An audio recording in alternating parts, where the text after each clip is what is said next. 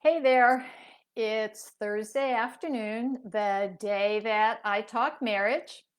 I'm Leslie Dories, your marriage coach, the creator of the Hero Husband Project. And today I'm going to be talking about sex.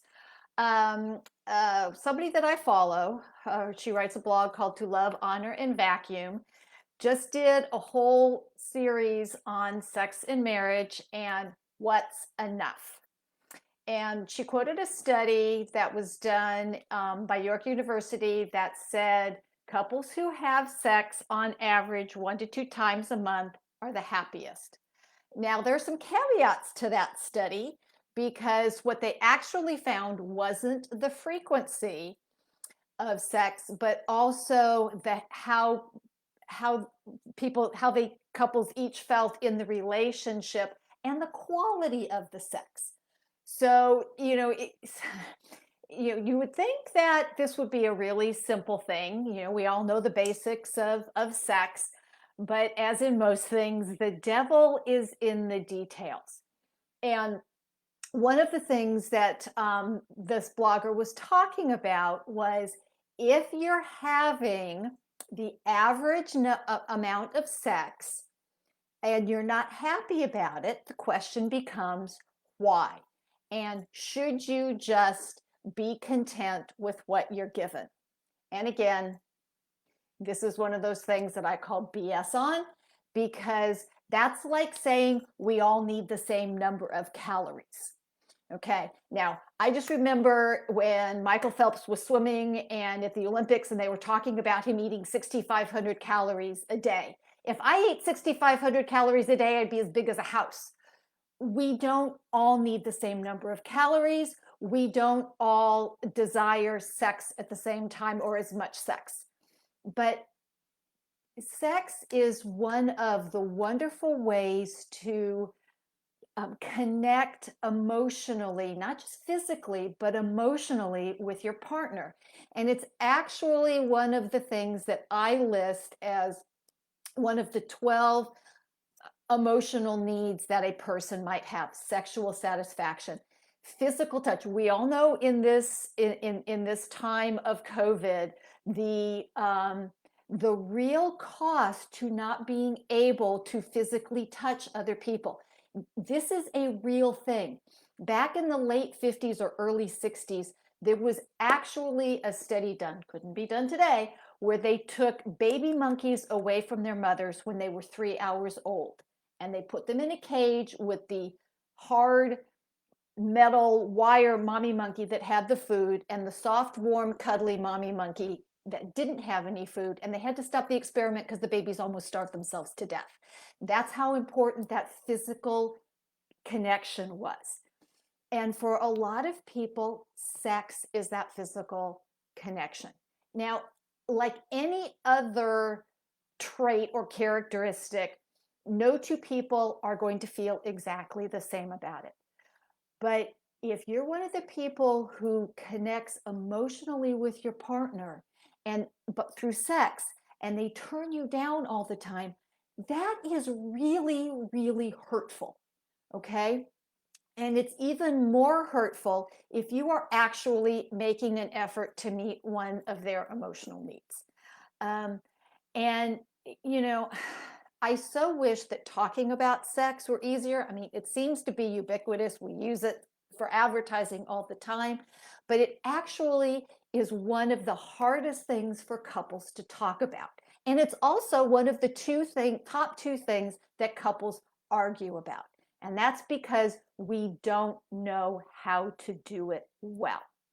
Okay, but this whole idea of the average amount of sex, it doesn't make any difference. And please stop comparing yourself with other people, and it's not okay if your spouse does it either, because it just doesn't even make any sense. It reminds me of this cartoon, Baby Blues cartoon that I saw years ago, where the husband Daryl is reading the newspaper and he says, it says that the average couple has sex 2.5 times a week. And Wanda, the mother of two small children, says, well, is that, couples who are just married, couples who have children? It's like, And he says, it doesn't say. She says, well, it should. And this is where averages come in. When we start talking about averages, we start comparing ourselves, which is, by the way, a completely useless thing, because it doesn't matter if somebody else is okay with what's going on if you're not okay with what's going on in your marriage.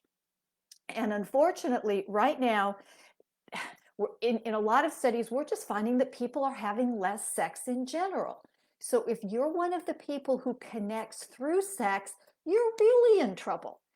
And I'm sure that if you're one of those people, and I know a lot of people are living in sexless marriages, and I'm not even talking about those, although I am talking to you, but I'm talking to people who may be having sex on a regular basis, but still don't feel like it's enough.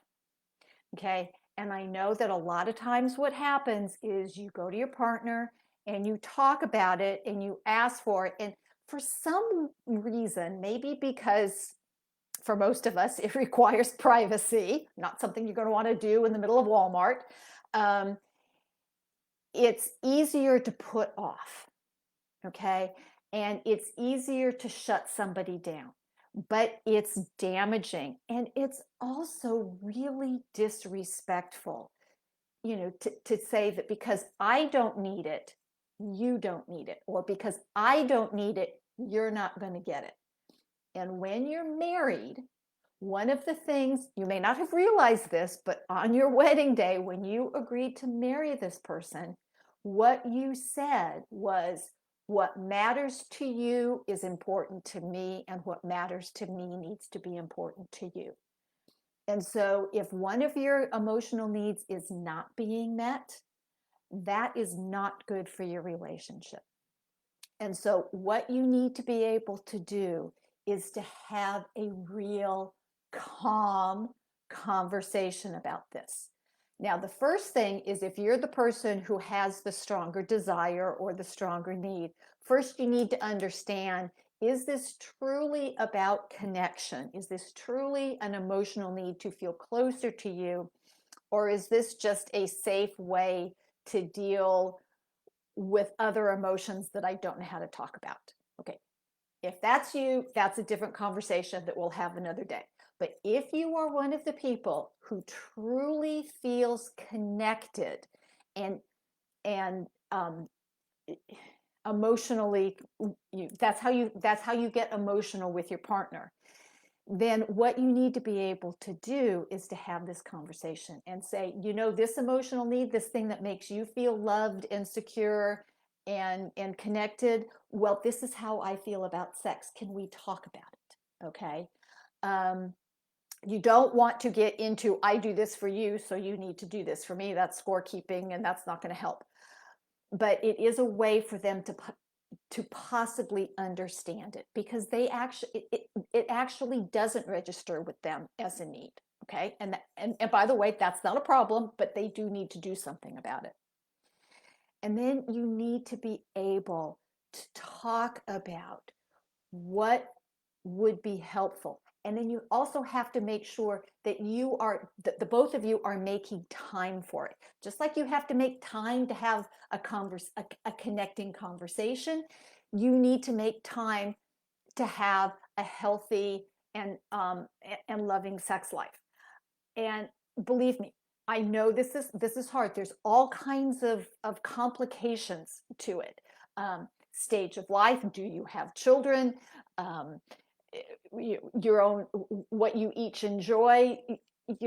There's a lot that goes into it. It's not as simple as people think. And so sometimes we need help having those conversations and being able to ask the right questions and being able to be curious about your partner's response. Because there's a lot of shame around sex. There's a lot of fear around it. There's all kinds of stuff going on. And being able to calmly talk about it is the way you're going to be able to resolve this. Because being told, as in this series of articles, blog posts, that you should just be grateful for whatever it is you're being given, that's again really dismissive and disrespectful of your feelings. But the way to go about it is to be curious about what's getting in your partner's way, and being able to really hear that, and then being able to come up with some solutions for that. Okay. And and again, your sex life is going to ebb and flow over time. It's going to change. But if it matters to you, then it's important to keep it front and center and not let it die in the corner because it's uncomfortable. I get it's uncomfortable. Trust me. um, and but if you need some help, there are lots of people out there who who help couples for a living. I talk about it with the people that I work with, and I go and I have some experts in my back pocket that can help me when I'm working with couples, because it's really hard, but it's really important. So please let me know down in the comments. Let me know what makes it hard in your relationship, and and because I really want to know, because I want to make sure that I'm giving you guys the information that you want.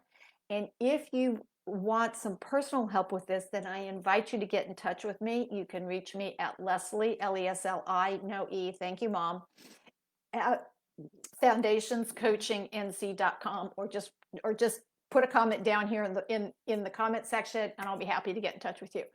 So hopefully this was helpful. And until next week, stay loving.